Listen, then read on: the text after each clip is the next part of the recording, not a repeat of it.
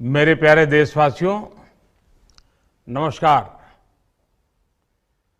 आज देव दीपावली का पावन पर्व है।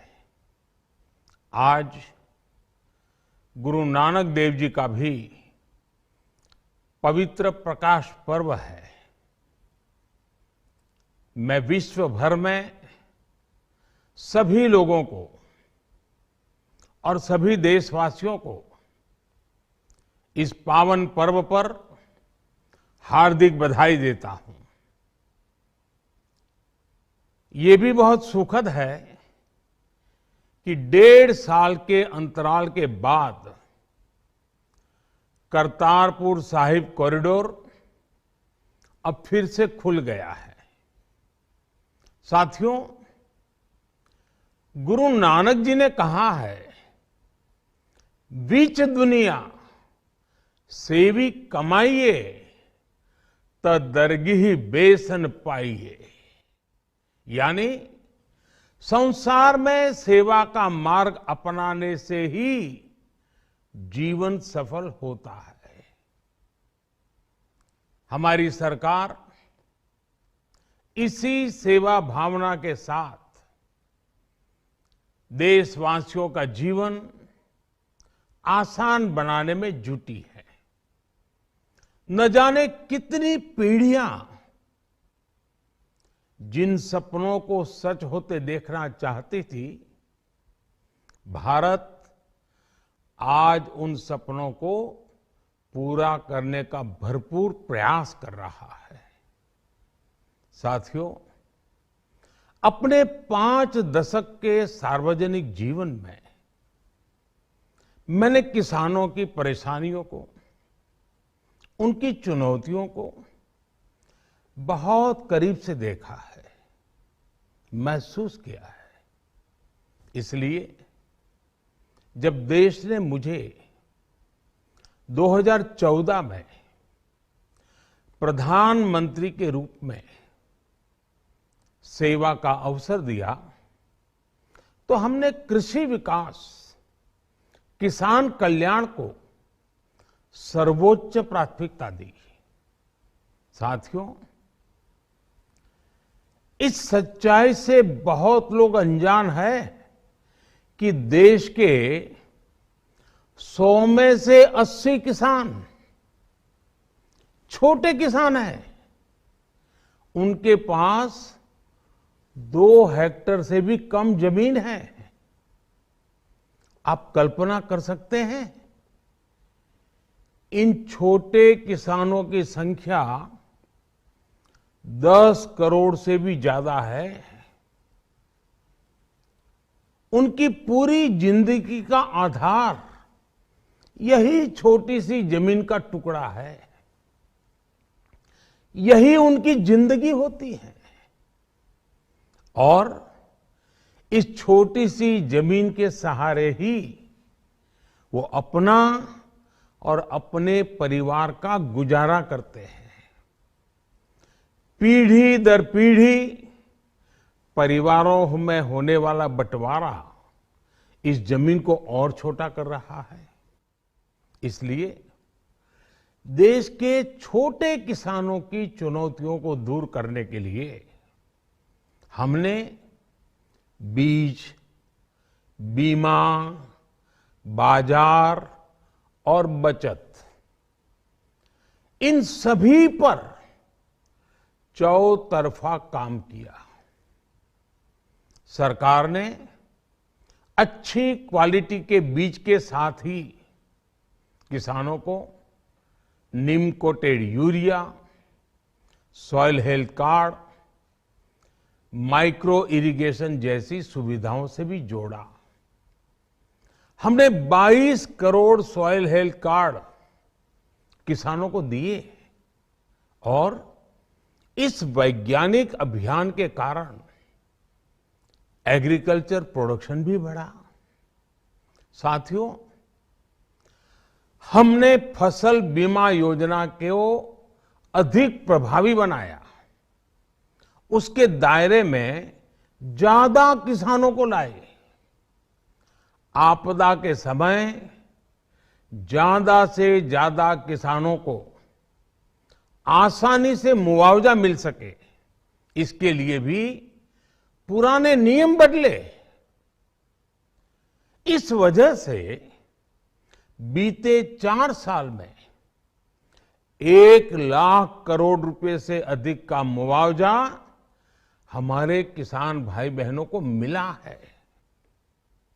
हम छोटे किसानों और खेत में काम करने वाले श्रमिकों तक बीमा और पेंशन की सुविधाओं को भी ले आए।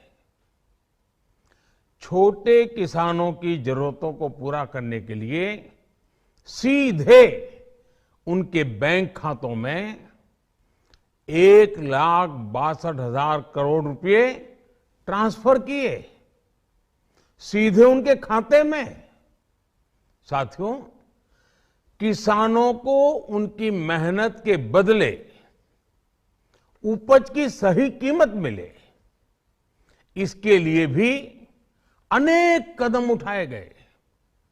देश ने अपने रूरल मार्केट इंफ्रास्ट्रक्चर को मजबूत किया।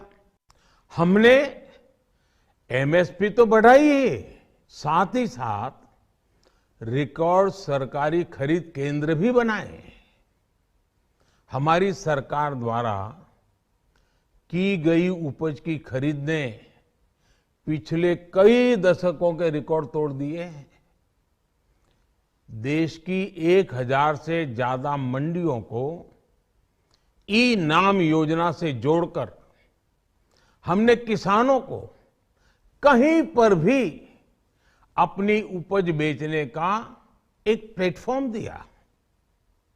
और इसके साथ ही देश भर की कृषि मंडियों के आधुनिकीकरण पर भी हमने करोड़ों रुपए खर्च किए। साथियों, आज केंद्र सरकार का कृषि बजट पहले के मुकाबले 5 गुना बढ़ गया है।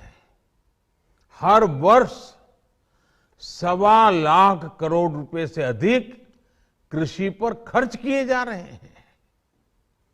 1 लाख करोड़ रुपए के एग्रीकल्चर इंफ्रास्ट्रक्चर फंड के माध्यम से गांव और खेत के नजदीक भंडारण, इसकी व्यवस्था, कृषि उपकरण जैसी अनेक सुविधाओं का विस्तार, ये सारी बातें तेजी से हो रही है। छोटे किसानों की ताकत बढ़ाने के लिए 10,000 एफपीओ किसान उत्पादक संगठन बनाने का अभियान भी जारी है। इस पर भी करीब 7,000 करोड़ रुपए खर्च किए जा रहे हैं। माइक्रो इरिगेशन फंड के आवंटन को भी 2 गुना करके 10,000 करोड़ रुपए कर दिया गया है। हमने क्रॉप लोन भी 2 गुना कर दिया, तो इस वर्ष 16 लाख करोड़ रुपए हो जाएगा। अब पशुपालकों को मछली पालन से जुड़े हमारे किसानों को भी किसान क्रेडिट कार्ड का लाभ मिलना शुरू हो गया है। यानी हमारी सरकार किसानों के हित में हर संभव कदम उठा रही है, लगातार एक के बाद एक नए कदम उठाती जा रही है। किसानों की आर्थिक स्थिति सुधरे, उनकी सामाजिक स्थिति मजबूत हो, इसके लिए पूरी ईमानदारी से काम कर रही है। साथियों, किसानों की स्थिति को सुधारने की इसी महाअभियान में देश में 3 कृषि कानून लाए गए थे। मकसद ये था कि देश के किसानों को, खासकर छोटे किसानों को और ताकत मिले, उन्हें अपनी उपज की सही कीमत और उपज बेचने के लिए ज्यादा से ज्यादा विकल्प मिले। बरसों से ये मांग देश के किसान, देश के कृषि विशेषज्ञ, देश के कृषि अर्थशास्त्री, देश के किसान संगठन लगातार कर रहे थे। पहले भी कई सरकारों ने इस पर मंथन भी किया था। इस बार भी संसद में चर्चा हुई, मंथन हुआ और ये कानून लाए गए। देश के कोने कोने में कोटि कोटि किसानों ने, अनेक किसान संगठनों ने इसका स्वागत किया, समर्थन किया। मैं आज उन सभी का बहुत बहुत आभारी हूं, धन्यवाद करना चाहता हूं। साथियों, हमारी सरकार किसानों के कल्याण के लिए, खासकर छोटे किसानों के कल्याण के लिए, देश के कृषि जगत के हित में, देश के हित में, गांव गरीब के उज्जवल भविष्य के लिए पूरी सत्यनिष्ठा से, किसानों के प्रति पूर्ण समर्पण भाव से, नेक नियत से ये कानून लेकर आई थी। लेकिन इतनी पवित्र बात, पूर्ण रूप से शुद्ध किसानों के हित की बात, हम अपने प्रयासों के बावजूद कुछ किसानों को समझा नहीं पाए। भले ही किसानों का एक वर्ग ही विरोध कर रहा था, लेकिन फिर भी ये हमारे लिए महत्वपूर्ण था। कृषि अर्थशास्त्रियों ने, वैज्ञानिकों ने, प्रगतिशील किसानों ने भी उन्हें कृषि कानूनों के महत्व को समझाने का भरपूर प्रयास भी किया। हम पूरी विनम्रता से, खुले मन से उन्हें समझाते रहे। अनेक माध्यमों से व्यक्तिगत और सामूहिक बातचीत भी लगातार होती रही। हमने किसानों की बातों को, उनके तर्क को समझने में भी कोई कोर कसर बाकी नहीं छोड़ी।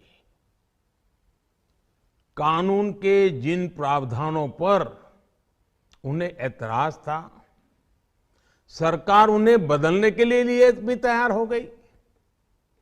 2 साल तक हमने इन कानूनों को सस्पेंड करने का भी प्रस्ताव दिया। इसी दौरान ये विषय माननीय सर्वोच्च न्यायालय के पास भी चला गया।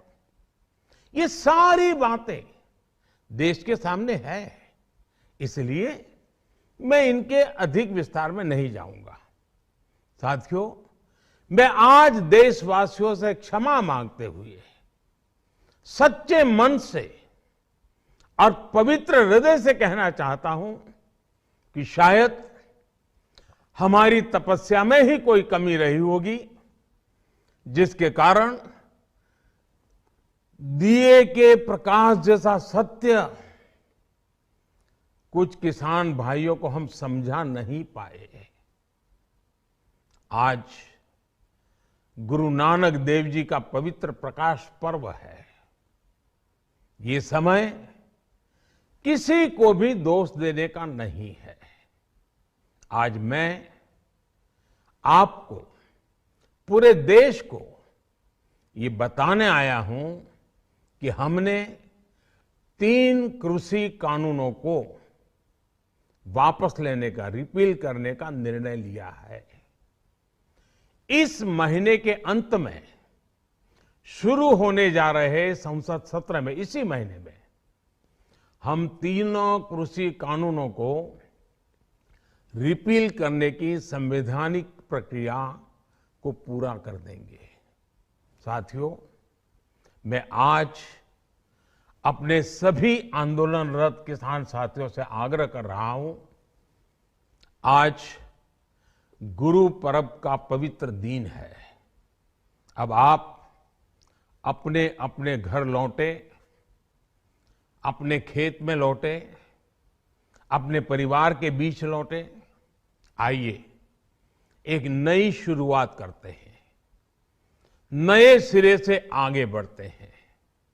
साथियों, आज ही सरकार ने कृषि क्षेत्र से जुड़ा एक और अहम फैसला लिया है। जीरो बजट खेती यानी प्राकृतिक खेती को बढ़ावा देने के लिए देश की बदलती आवश्यकताओं को ध्यान में रखकर क्रॉप पैटर्न को वैज्ञानिक तरीके से बदलने के लिए एमएसपी को और अधिक प्रभावी और पारदर्शी बनाने के लिए ऐसे सभी विषयों पर भविष्य को ध्यान में रखते हुए निर्णय लेने के लिए एक कमेटी का गठन किया जाएगा। इस कमेटी में केंद्र सरकार, राज्य सरकारों के प्रतिनिधि होंगे, किसान होंगे, कृषि वैज्ञानिक होंगे, कृषि अर्थशास्त्री होंगे। साथियों, हमारी सरकार किसानों के हित में काम करती रही है और आगे भी करती रहेगी। मैं गुरु गोविंद सिंह जी की भावना में अपनी बात समाप्त करूंगा। देहि शिवावर मोहे इहे, शुभ कर्मन ते कबहू न टरो। हे देवी, मुझे ये वर दीजिए कि मैं शुभ कर्म करने से कभी पीछे ना हटूं। जो किया किसानों के लिए किया, जो कर रहा हूं देश के लिए कर रहा हूं। आप सभी के आशीर्वाद से मैंने मेहनत में पहले भी कोई कमी नहीं की थी। आज मैं आपको विश्वास दिलाता हूं कि अब और ज्यादा मेहनत करूंगा ताकि आपके सपने साकार हो सके, देश के सपने साकार हो सके। आपका बहुत बहुत धन्यवाद। नमस्कार।